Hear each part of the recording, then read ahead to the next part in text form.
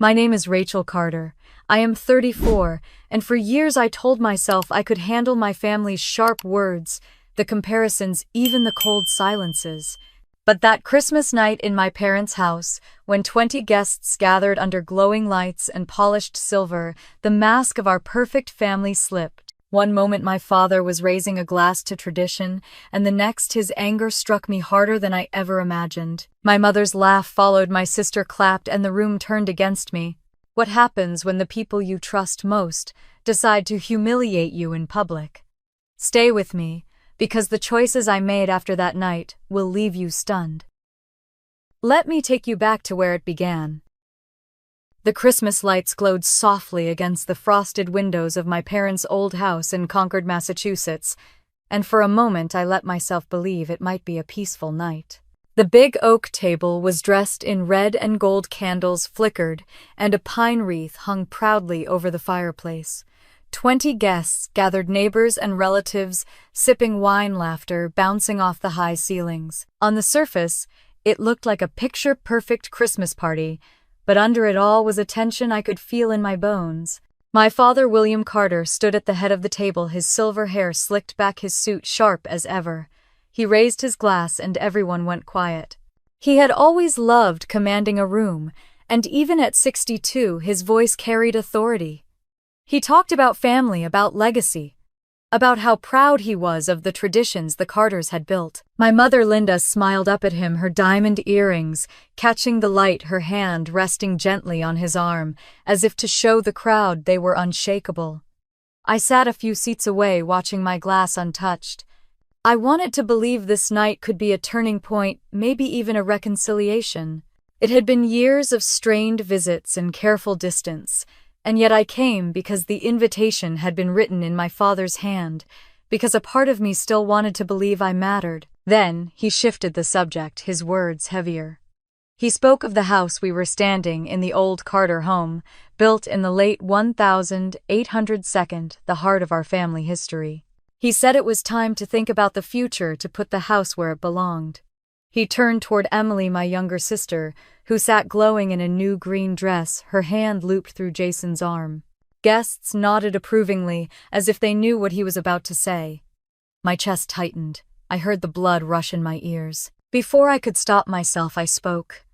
My voice cut through the hum of approval, calm but firm. That house is not yours to give away. It was placed in a trust by Grandma Eleanor. You know that as well as I do. The room shifted. Conversations froze. My father's smile faltered, his eyes narrowing in a way that made me feel like a child again. He set his glass down slowly and turned to me. His jaw clenched. Rachel, you will not ruin this evening. I kept my eyes on him. I will not sit here while you pretend the law does not exist. Grandma made her wishes clear. That house belongs to both her grandchildren, not just to Emily. My mother let out a short laugh, sharp and cutting. The sound sliced through the silence.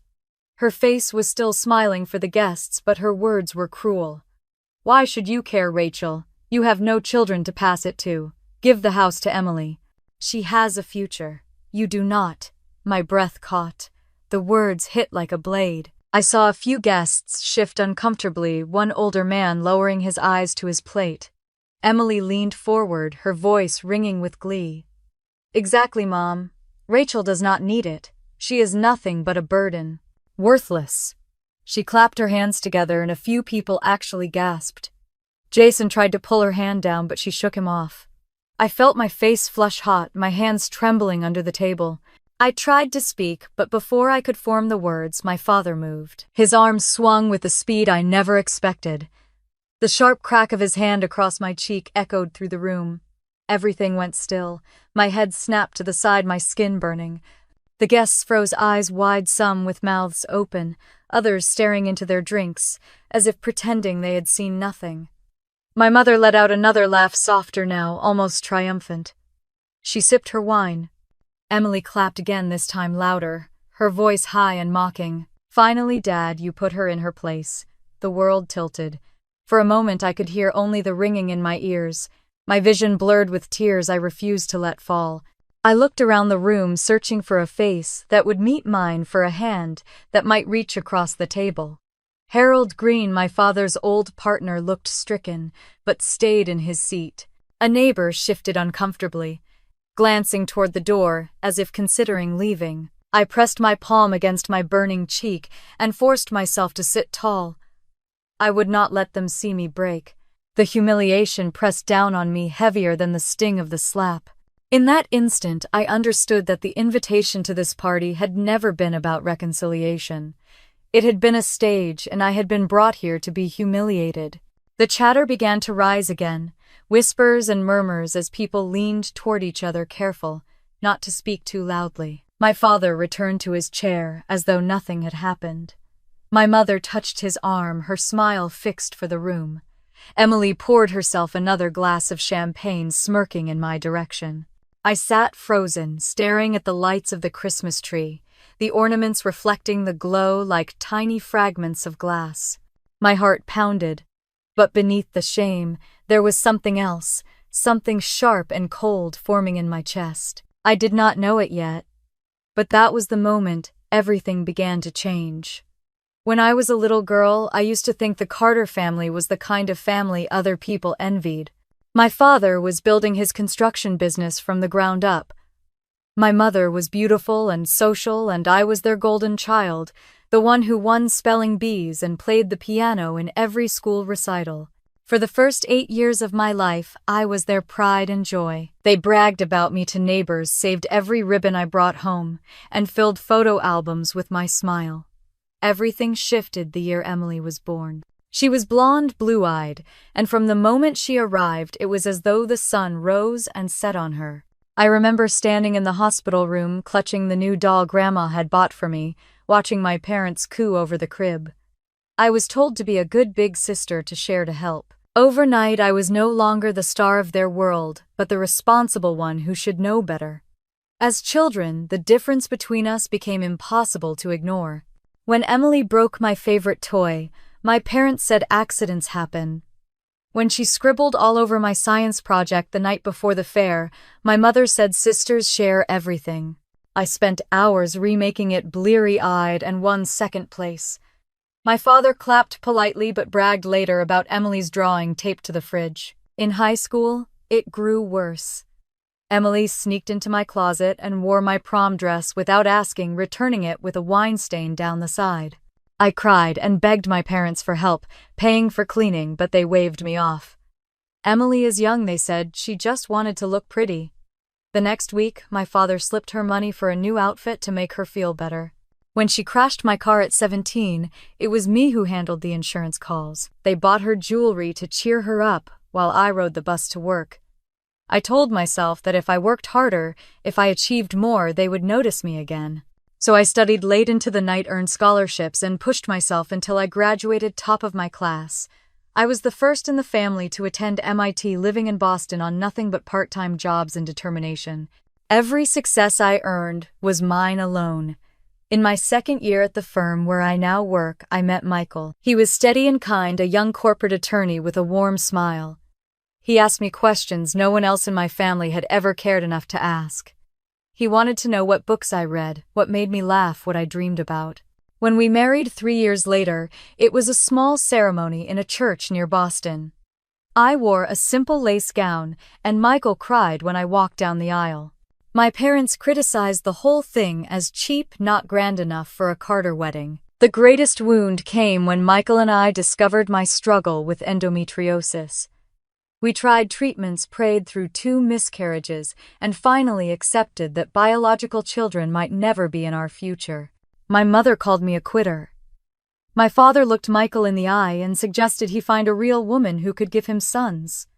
At holidays, Emily would lift her glass and joke about the barren branch of the family tree. The room always laughed, and I always excused myself to the bathroom to breathe through the sting of humiliation. We pulled back then slowly. At first, fewer calls and shorter visits, then only Christmas cards. I thought distance might protect my heart, that maybe without the constant reminders of their disappointment, I could live freely. I built a life with Michael filled with friends who became family dinners in our brownstone apartment and vacations we paid for ourselves. We spoke of adoption someday, and for the first time I felt hope that family could be defined in a new way. Yet despite everything, when the invitation arrived for my father's Christmas party written in his handwriting, I let a flicker of hope in. Maybe turning 62 had softened him. Maybe he wanted to reconcile to finally acknowledge me as his daughter again. I ignored the knot of dread in my stomach and told myself people change. I wrapped a vintage pocket watch. I had searched weeks for one like my grandfather's, the kind my father had always admired. I drove to Concord believing this could be a new beginning. But the moment his hand met my face, all those years of being pushed aside came rushing back. The sound of guests gasping was the same as the laughter at Emily's cruel jokes, the same as the silence when my mother told me I had failed as a woman. In that single strike, my father confirmed what I had feared since I was a child, standing at Emily's crib. I was not his pride anymore. I was not even his equal. I was his shame to be put in place whenever I dared speak the truth. I sat there cheek-burning, replaying all of it in my head.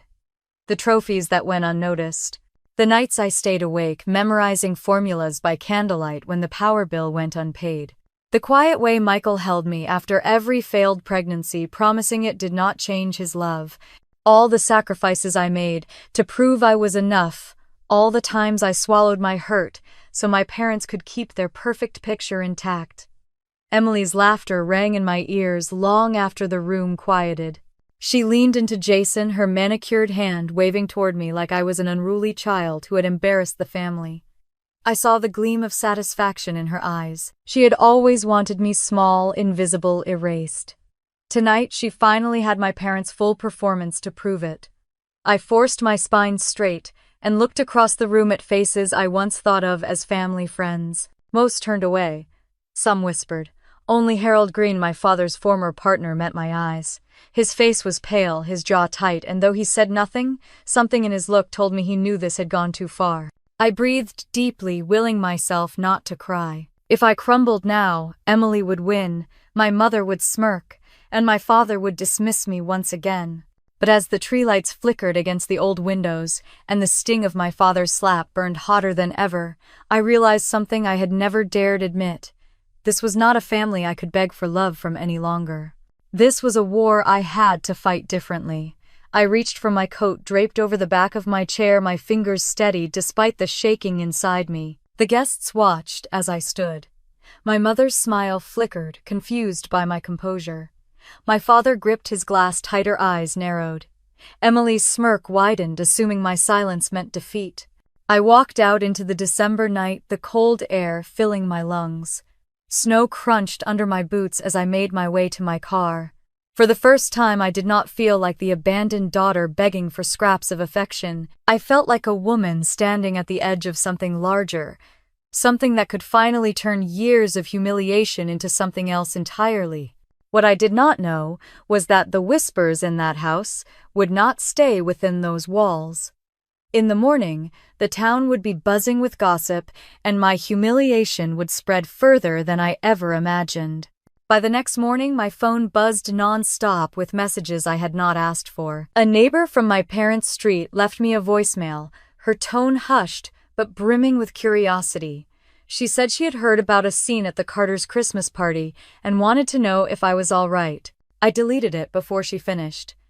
Then came a text from an old classmate who still lived in Concord, asking if it was true that my father had struck me in front of everyone. I stared at the screen, my stomach twisting. Small towns have long memories, and news like this spreads faster than wildfire. I drove to the corner cafe near my apartment in Boston, hoping coffee might quiet my nerves. As I stood in line, I caught two women at a table whispering my name.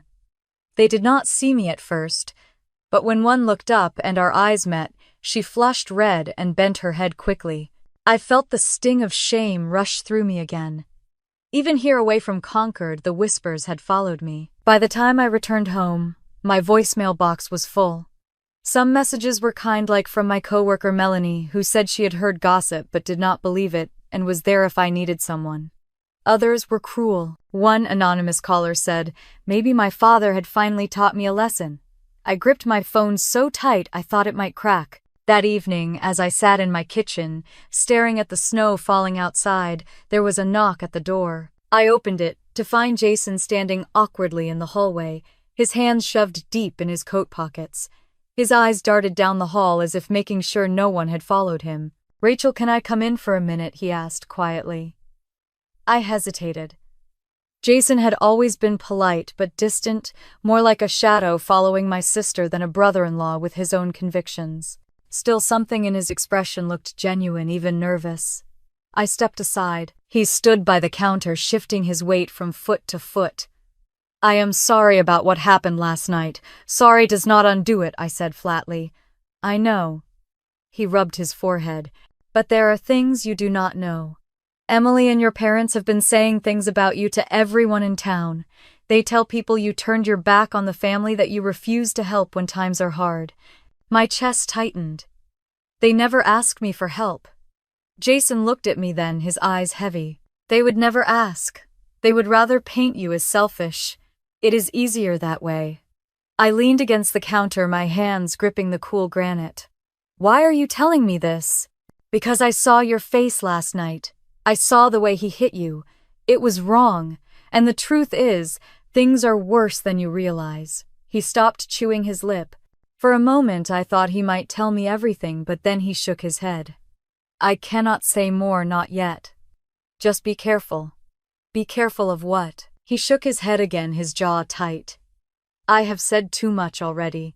Before I could press him, he pulled on his gloves and slipped out the door, leaving me in silence. I sank into a chair, replaying his words. "There are things you do not know. Be careful." My heart pounded with both dread and curiosity. What could be so terrible that even Jason, who usually never went against Emily, would warn me? The next day at the grocery store near my apartment, I overheard two older women by the produce section. One said loudly enough for me to hear, "Poor Michael, imagine being married to someone who cannot even give him children and then humiliates her father at Christmas." I dropped the carton of strawberries in my hands, the red berries scattering across the floor. They stared at me, one with pity, the other with disdain.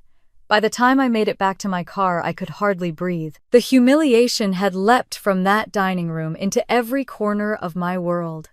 My private pain was now gossip for strangers. That night I sat in my living room with the lights dimmed, holding the old pocket watch I had wrapped so carefully for my father.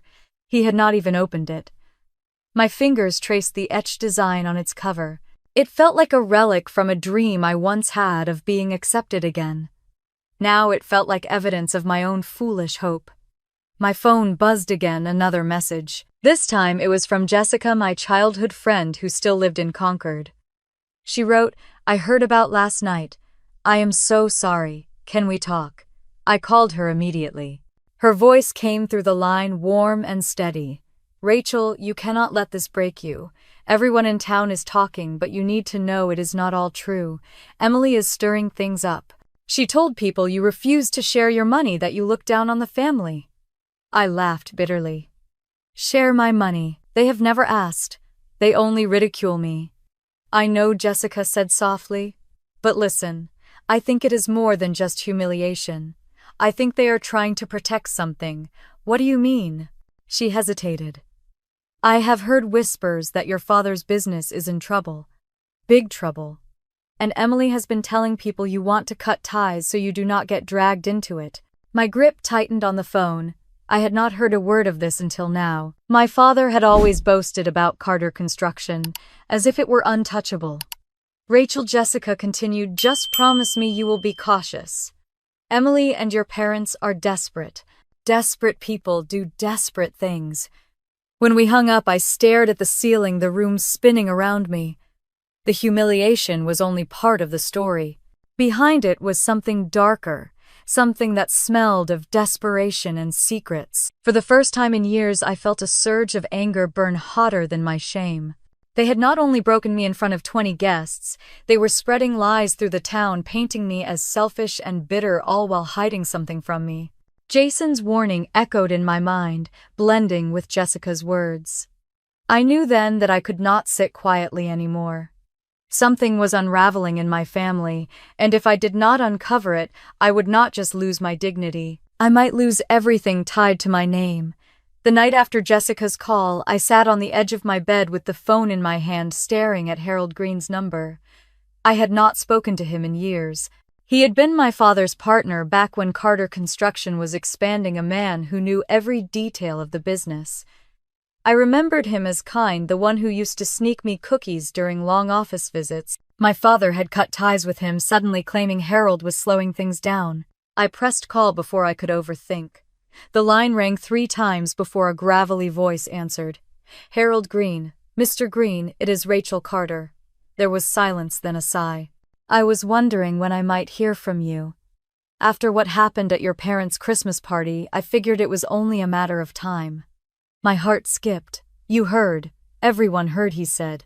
Small towns do not keep secrets, Rachel. I am sorry for what they did to you. His voice was gentle, almost fatherly. The sound of it unlocked something inside me. I swallowed the lump in my throat. Mr. Green, I think my father is hiding something. Something about the business. Can I see you? Come tomorrow morning. 7:30. My place out by Lake Walden. Bring nothing but yourself. The next morning was bitterly cold. Frost clung to the trees along the narrow road that led to his property. His house overlooked the frozen lake, a wide porch wrapped around the front, smoke curling from the chimney. He opened the door before I reached the steps, his frame still tall, though age had bent his shoulders.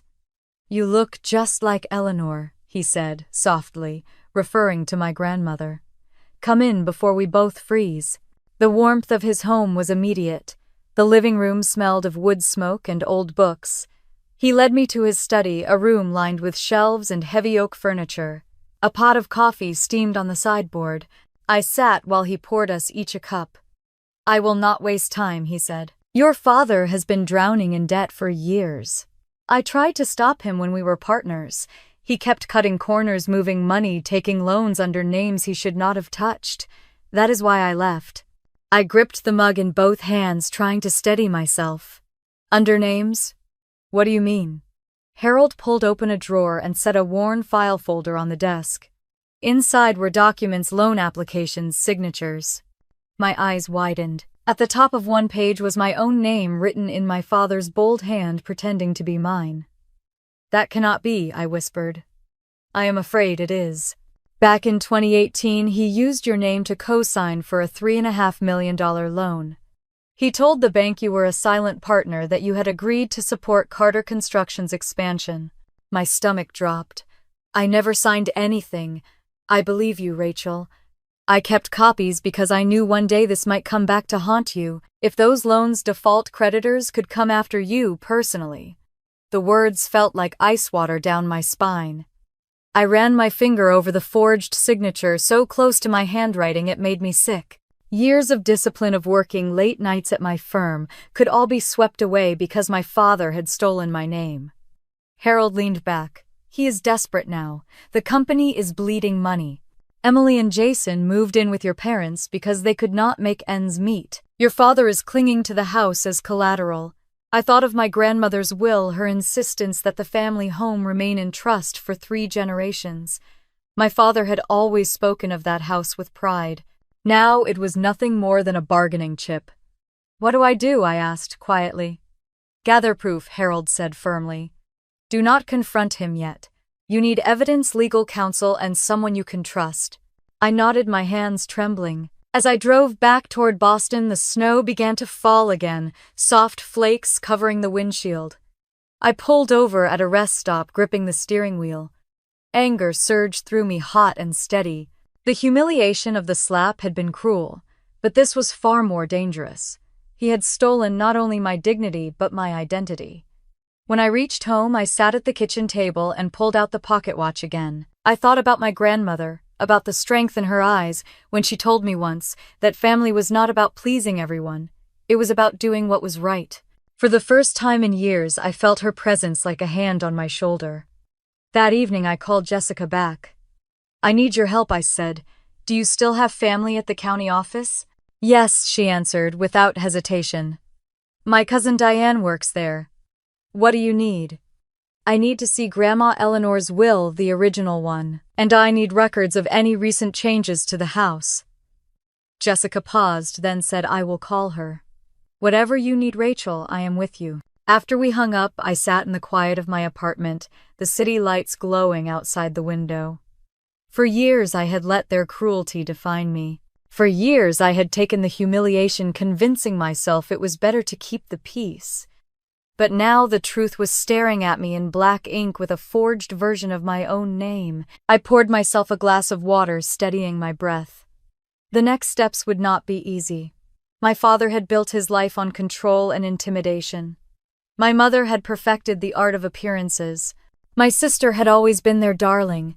They would not hand me the truth willingly, but I was done waiting for scraps. The house was quiet except for the hum of the heater. I stood by the window watching the flakes of snow catch the streetlight, and knew this was only the beginning of uncovering just how deep my father's lies went. The next morning I woke with a heaviness in my chest that coffee could not shake. The folder Harold had shown me burned in my memory, those pages with my name scrawled across them in my father's bold hand. I needed to see it again, to hold the proof with my own fingers, not just rely on Harold's word. By mid-afternoon, I found myself back on the road toward Lake Walden, the winter sky pale, and flat bare trees lining the highway like silent witnesses. Harold opened the door before I knocked, as though he had been waiting. Come in, Rachel. I know why you are here. His study smelled of coffee and old wood. The folder lay on the desk as if it had not moved since yesterday. My hands trembled as I pulled out the documents one by one. Loan applications, incorporation papers, tax filings. Each bore a version of my signature that looked close enough to pass, but wrong enough to twist my stomach. This one, Harold said, tapping a page dated May 2018, was for the Riverfront project. Your father told the bank you were a partner. He's secured a $3.5 million loan with your name as guarantor. I felt my throat close. If that project failed, does that mean I could be liable? He nodded slowly. Yes, that is why I kept these. I knew someday it would come to light. I pressed my palms flat on the desk, grounding myself. For years I had worked hard to be independent, to keep my finances clean, to build something no one could take from me. And yet here it was my father's greed creeping into my life like a poison. Harold poured me coffee and waited until I had steadied myself. Rachel, your father is desperate. He is using every tool at his disposal, including you. You need to be smart about how you handle this. I studied the stack of papers, the black ink glaring against the white. He forged my name, I said quietly, more to myself than to Harold, my own father.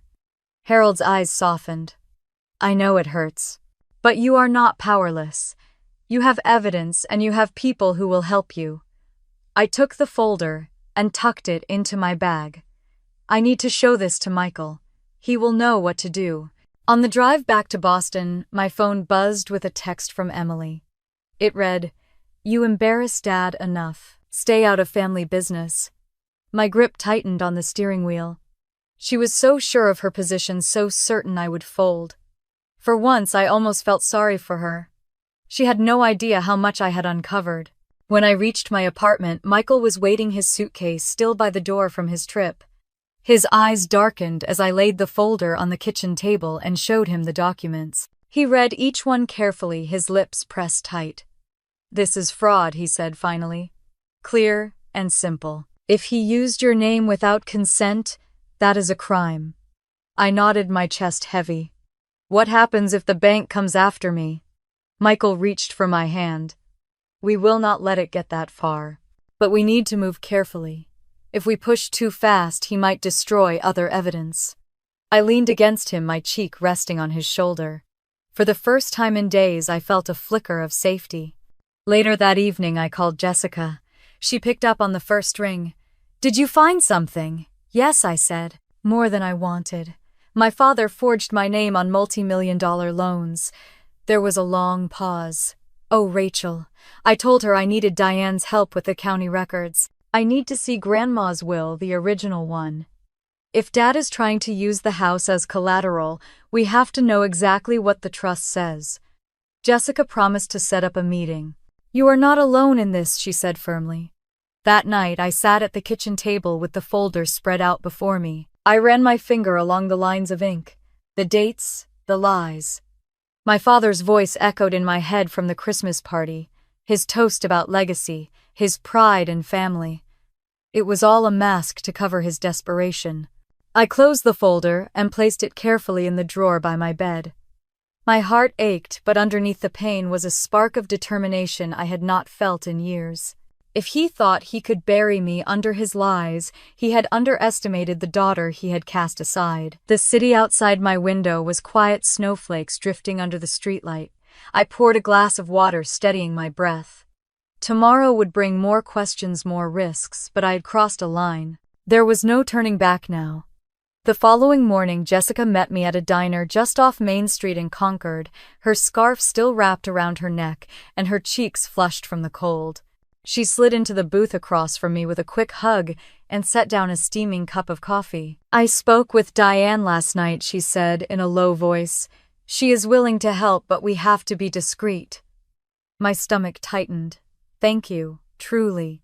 An hour later, Jessica drove us to the county building, a squat brick structure with salt stains on the steps and a constant flow of people filing in and out. Inside, Diane waited near the clerk's counter, her hair pulled back in a bun and a lanyard swinging from her neck.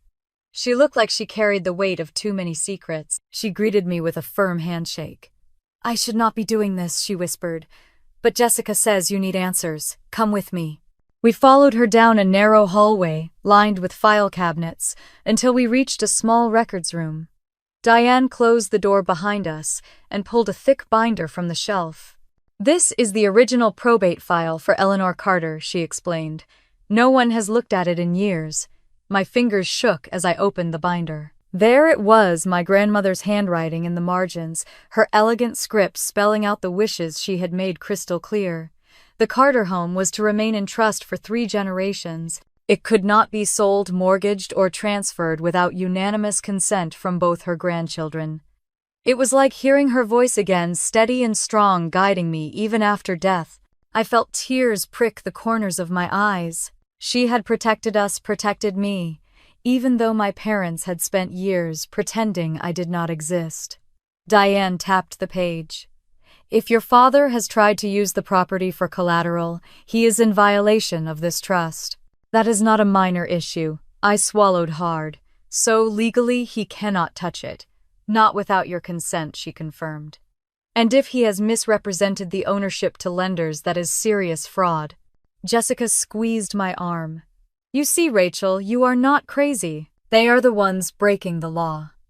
I closed the binder carefully, my pulse racing. All these years my father acted like the house was his kingdom, but it had never been his to give away. Before we left, Diane pressed a folded slip of paper into my hand. "This is a list of recent filings on the property. You might want to look closely at the dates." In the car, I unfolded the paper. My eyes locked on the entry from October, just 2 months before Christmas. It showed an attempted modification, a filing my father had tried to push through listing Emily as successor trustee. My blood ran cold. "He is trying to cut me out," I whispered. Jessica gripped the steering wheel tighter. "Then we have to move faster." That night I sat in my apartment with the documents spread out on the table, Michael beside me flipping through each page. His jaw tightened with every line. "Rachel, this is enough to get an injunction. He cannot legally maneuver around you. But if he has already lied to lenders," I said, "what happens then?" He looked at me steadily. "Then we have leverage." I leaned back, exhausted but sharper than ever. For years I had felt like the powerless daughter erased from family photos, diminished by cruel words. Now the truth lay in black and white. My grandmother's wishes were ironclad, and my father's manipulations were nothing but smoke and mirrors. Jessica called later that evening. "Are you all right?" "I am more than all right," I told her. For the first time in years, I feel like Grandma is standing right beside me. After we hung up, I carried the binder and papers into my bedroom, placing them in a locked chest at the foot of my bed. I touched the cool metal surface and whispered a promise to myself. I would not be silenced again. The city outside was hushed under new snow, but inside my chest the storm was only beginning. Michael sat across from me at the kitchen table, the trust papers and forged loan documents spread between us. He rubbed his temples, his lawyer mind already calculating next steps. "Rachel, we cannot handle this alone anymore. It is bigger than family arguments. This is criminal." I felt my stomach tighten. I knew he was right, but saying it out loud made it real. "What do we do?" He pulled out his phone. "I know someone, a colleague from law school. His name is Brian Hoffman. He specializes in estate fraud and identity theft. If anyone can protect you, it is him." The following day, I walked into a sleek office building downtown Boston, my heart pounding as the elevator climbed to the 15th floor. Brian greeted us in the lobby, a tall man in his 40s, with steady eyes and the kind of calm that made you feel both safe and unnerved. He motioned us into his office and gestured for me to begin. I laid out the documents Harold had given me then, the slip of paper from Diane, with the property filings. As Brian flipped through each page, his brows furrowed deeper. "This is not small," he said finally. "Your father has committed forgery. He has used your identity without authorization, likely multiple times. If these loans have defaulted, you could face creditors coming after you personally." The words made me grip the armrest of the chair. Could I really be sued for debts I never agreed to? Brian's voice softened. "That is why we move now. With the evidence you have and the original trust documents, we can petition the court to freeze any transfer of the Carter house. We can also begin preparing a case for fraud if necessary." Michael squeezed my hand. "She is not trying to destroy her family, Brian. She just wants the truth protected." Brian nodded. "Then we will take the most strategic path. We will secure the house first. Then if your father pushes back, we show the courts what he has done." For the first time in weeks, I felt the weight shift. I was not powerless anymore. Later that night, back in our apartment, I sat by the window with a blanket wrapped around my shoulders. Boston's skyline glowed in the distance, but all I could see in my mind was my father's face when the truth finally confronted him. I wondered if he would rage or crumble or both. Michael joined me, handing me a mug of tea. "You are strong, Rachel. Do not forget that." I looked at him grateful. I spent so many years trying to earn their approval. Now I see it was never about me not being enough. It was about them needing control. The next week, Brian filed the paperwork for the injunction, citing the trust language Diane had uncovered. He explained each step carefully, making sure I understood. It was clinical legal, but beneath it all, I felt something personal. My grandmother's voice, her promise that the house would stay in the family, was finally being honored through me. At night, I dreamed of the Carter home, its wide porch, and the pine tree that had stood for generations in the yard. For years, I had avoided it, associating it with pain. Now I thought of it as a fortress of truth I had to protect. Still, fear lingered. I knew my father would not sit quietly. He would lash out, manipulate, twist the story. My mother would stand by him, Emily would clap and cheer, as she always had. But Jason's warning echoed in my ears, and Harold's steady gaze reminded me I had allies. One evening, as snow tapped against the windows, Michael read over Brian's draft motion again. "He is airtight," he said. "They cannot ignore this." I exhaled slowly. Good. But deep inside, I knew the hardest part was still to come. Legal documents could protect the house, but they could not mend the betrayal or silence the lies spreading through Concord. That part would require me to face my family head-on. I closed my eyes, hearing again the echo of my father's hand across my cheek, Emily's laughter, my mother's smirk.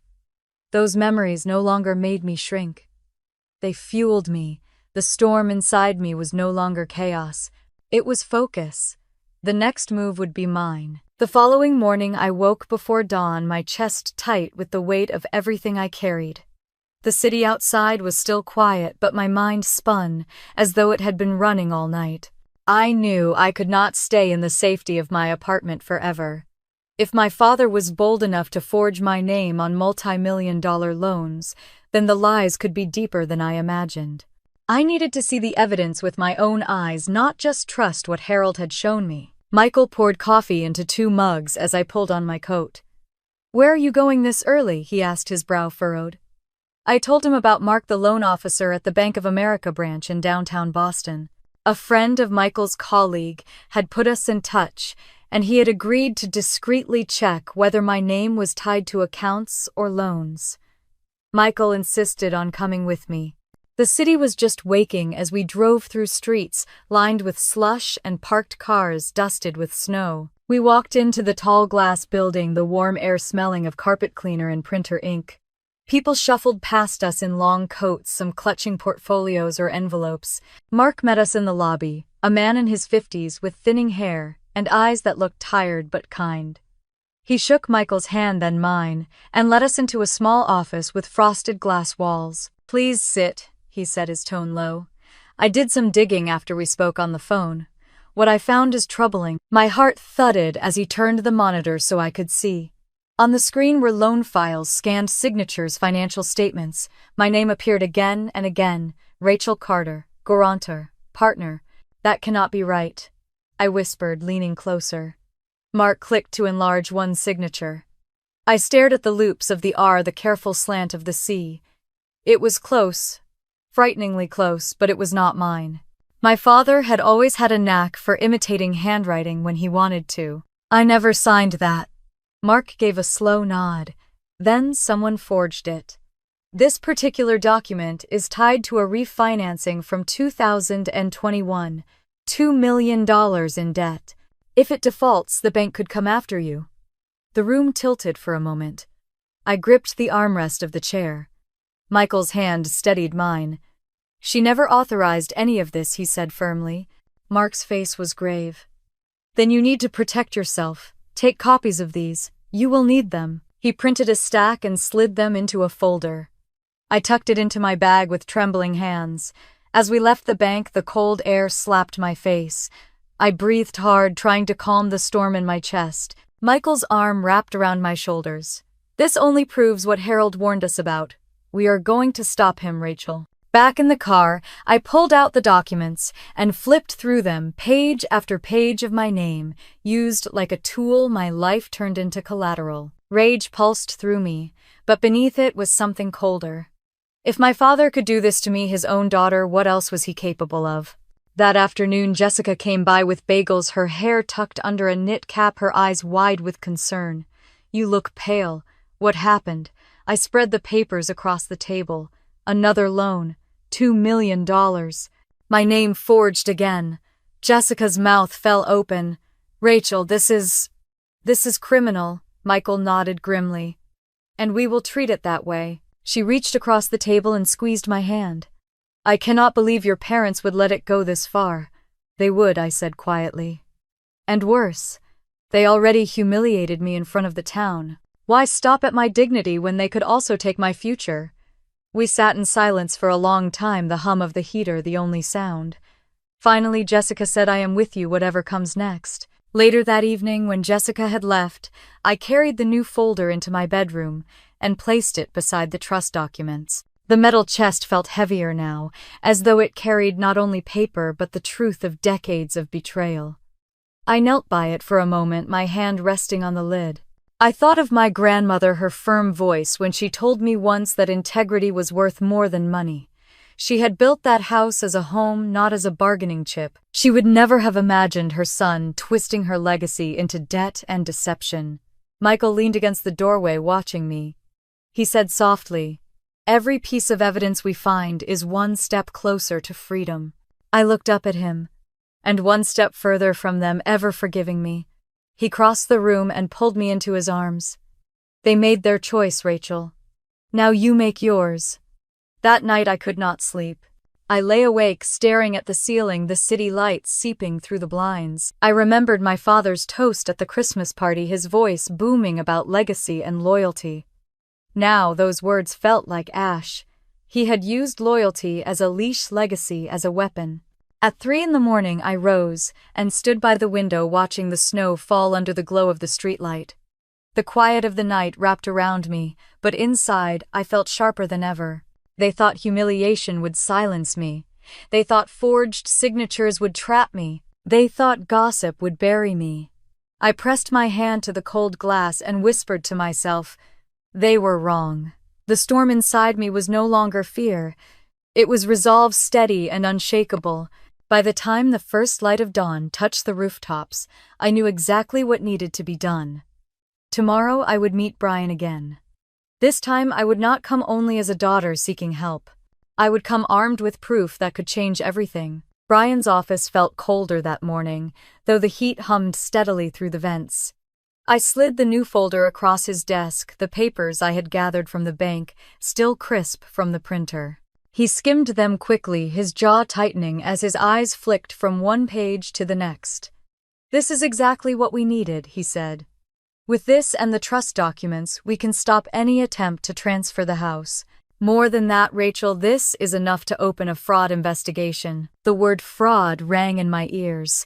I folded my hands in my lap, my pulse hammering. He is my father, I whispered. Brian leaned forward, his voice calm but firm. He is also a man who has used your identity to secure millions in loans. The law will not see him as your father. It will see him as a fraudster. Michael rested his hand over mine, grounding me.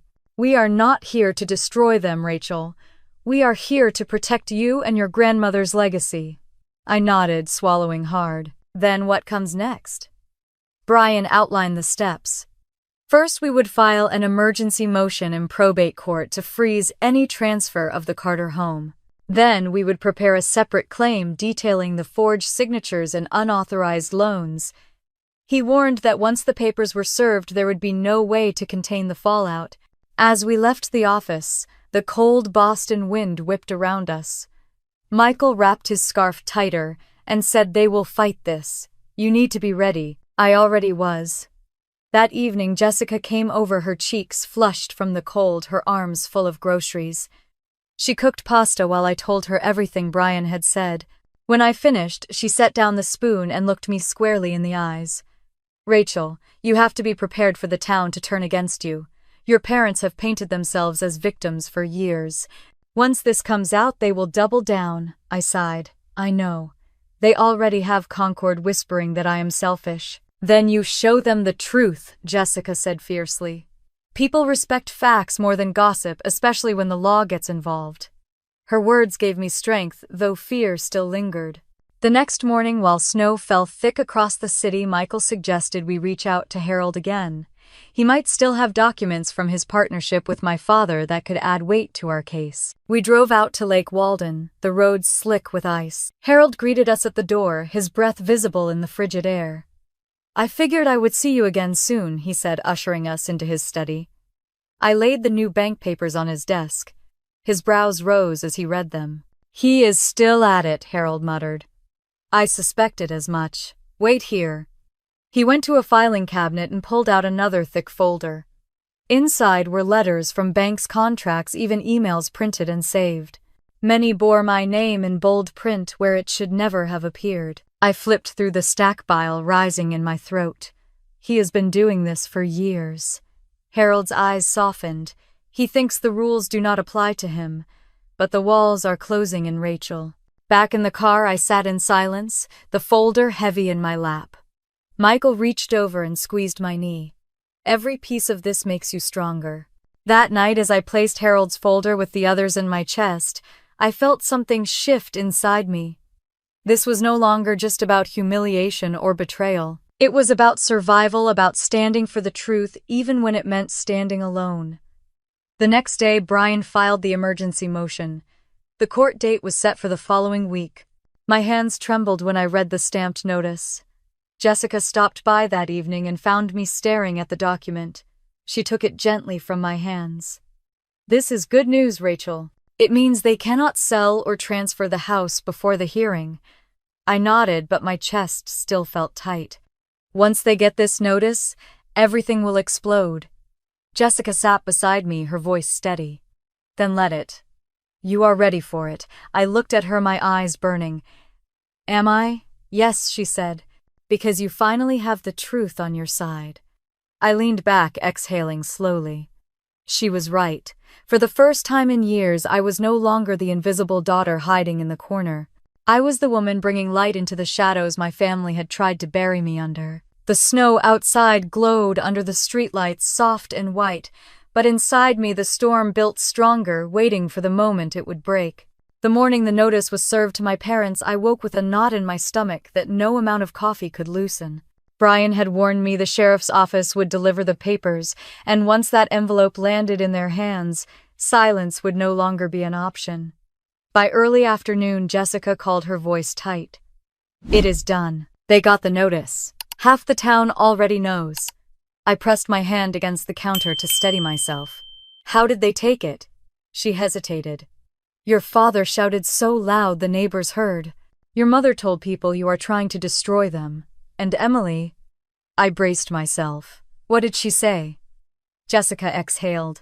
"She told anyone who would listen that you are bitter because you cannot have children, and this is your way of punishing the family." Her words landed like stones in my chest, familiar and cruel. I closed my eyes, forcing myself not to cry. Of course she would use that. It was always her favorite weapon. That evening, Michael found me sitting on the couch, staring at nothing. He sat beside me and took my hand. "They are going to lash out, Rachel. But the court will see the truth." The following days were a blur of whispers and phone calls. Coworkers avoided my eyes at the office. Neighbors in my building looked twice when I walked by. The Carters were a respected name in Concord, and now their daughter was dragging them into court. One evening as I left work, Jason was waiting near the entrance, his hands shoved deep into his coat pockets. His face was pale, his eyes restless. "Rachel, can we talk?" I stiffened. "Why now?" "Please, just 5 minutes." We walked to a quiet bench near the frozen river. He sat heavily, his shoulders slumped. "I never wanted this," he said. "I told Emily your father was going too far, but she wouldn't listen." I stared at him, my voice sharper than I intended. "You knew he was using my name." Jason flinched. "I found some documents when I was helping him with refinancing last year. I told him it was dangerous. I told Emily too. She said it was none of my business." My stomach churned with disgust. "You stood by while they tried to ruin me." His eyes filled with shame. "I did not know how to fight them, but I am telling you now, Rachel, he has other accounts. Offshore ones. If you dig, you will find them." I stood quickly, my breath clouding in the cold air. "If you really cared, you would have spoken sooner." Jason's voice cracked. "I am sorry." I walked away, my boots crunching on the ice, anger carrying me forward. Back in Boston, Michael listened quietly as I relayed the conversation. He set down his glass of water and said, "If Jason is right, this could go deeper than we thought. Offshore accounts mean tax fraud, not just forgery." The thought chilled me. Every new layer of deceit made the ground beneath me feel thinner, but it also gave me strength. The truth was bigger than humiliation now. It was about justice. The day of the preliminary hearing arrived with icy winds whipping across the courthouse steps. I wore a dark coat and clutched the folder of documents so tightly, my knuckles turned white. Michael walked beside me, steady and calm. Inside, the probate courtroom was small but full, whispers echoing as familiar faces from Concord filled the benches. My parents sat at the front, my mother's chin lifted in defiance, my father's jaw clenched so tight I thought his teeth might crack. Emily sat between them, her arms folded, her glare fixed on me like a dagger. The judge entered, and the room fell silent. Brian rose and presented the emergency motion, laying out the trust documents with calm precision. He explained how the Carter home had been placed in trust by my grandmother, and how any attempt to transfer or mortgage it without my consent violated the terms. My father shifted in his seat, his face growing redder by the second. When the judge asked if he had anything to say, he shot to his feet. "This is my house. I built this family. She abandoned us years ago, and now she wants to take everything." The judge raised a hand for silence. "Mr. Carter, the document speaks for itself. Unless you can produce evidence that supersedes this trust, your daughter's consent is required." Gasps rippled through the room. My mother's face tightened, her hands gripping her purse. Emily leaned toward her, whispering furiously. The judge set the next hearing date for 3 weeks later and granted the injunction to freeze any transfer of the house. The gavel struck, and just like that, the tide had shifted. As people filed out, I felt dozens of eyes on me. Some looked curious, others judgmental, but a few held sympathy. Emily brushed past me, her perfume sharp, her voice low and venomous. "You think you have won. This is not over." I met her glare with steady eyes. "No, Emily. It is only beginning." Outside, the cold air bit at my cheeks, but I inhaled deeply, letting it fill my lungs. For the first time in years, I felt like I was standing on solid ground. Michael took my hand as we descended the steps. "Whatever storm is coming, we are ready." I looked at him, then back at the courthouse doors where my parents and sister lingered in angry clusters. They had underestimated me for too long. This time I would not back down. The week after the hearing was a blur of long days and restless nights. Every time my phone rang, I half expected it to be my parents, but they stayed silent. Instead, whispers spread through Concord like wildfire.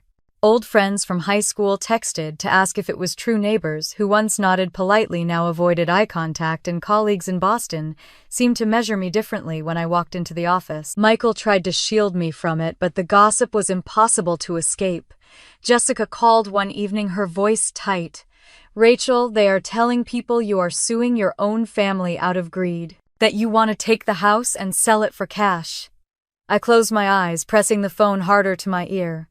"That house is not just property, Jess. It is Grandma's legacy." "I know," she said quickly, "but they are twisting everything."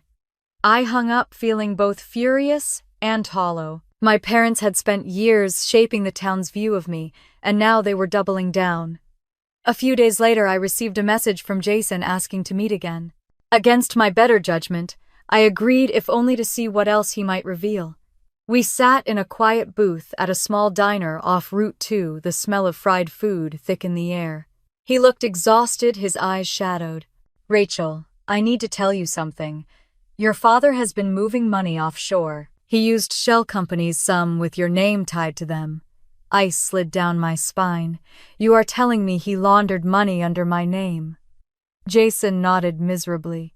"I should have said something sooner, but Emily threatened to leave me if I crossed your father."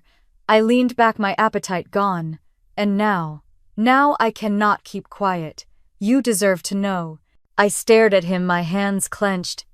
"If you have proof, Jason, bring it forward. Otherwise, you are just another voice in a storm of lies." He slid an envelope across the table. Inside were photocopies of wire transfers, signatures, and routing numbers.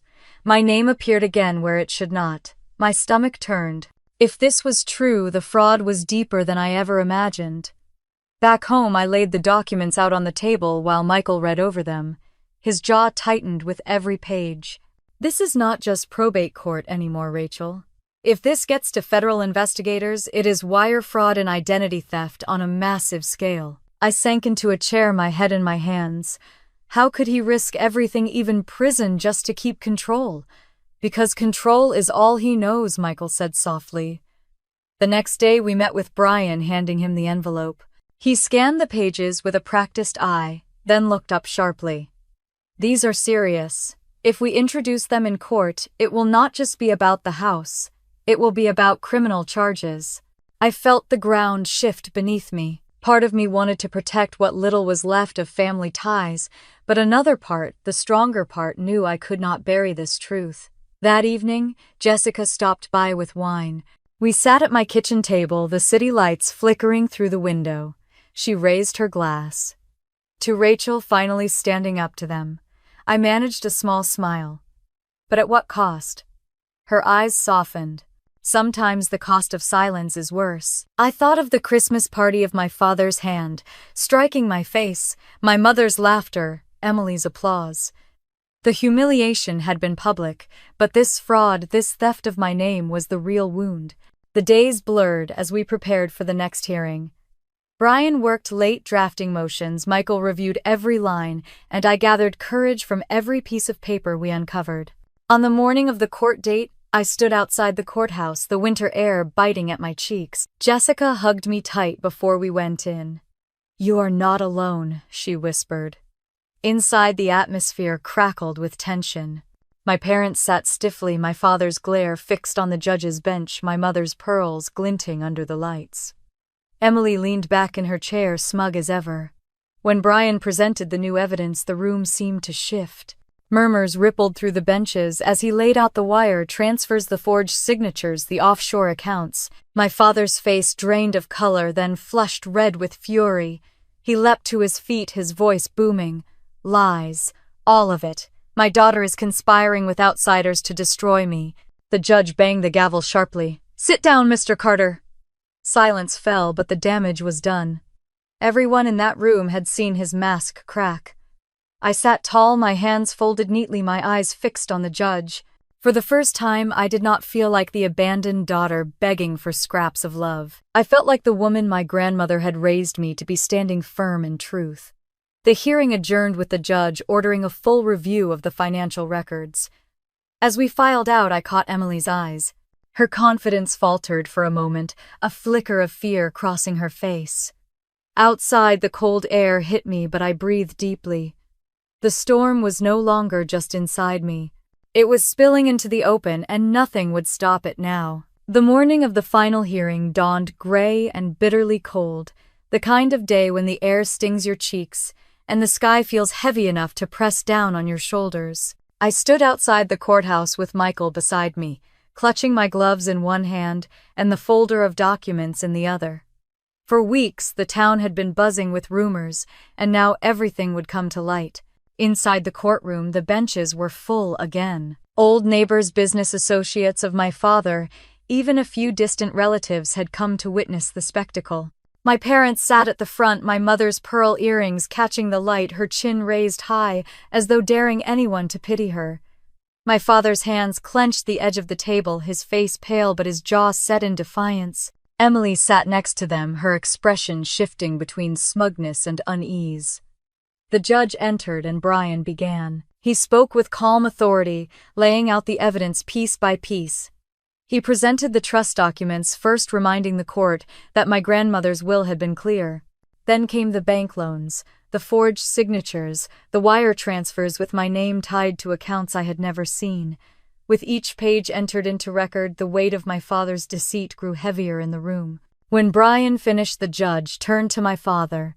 Mr. Carter, do you have anything to say in your defense? My father rose slowly, his voice loud but unsteady. This is my family's business. My daughter abandoned us years ago. She has no right to interfere. The judge's eyes narrowed. That may be your belief, but the law does not support it. The trust is binding, and these documents clearly show a pattern of fraud.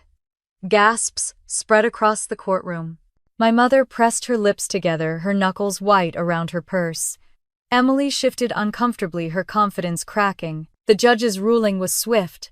The Carter home would remain in trust, untouchable without my consent.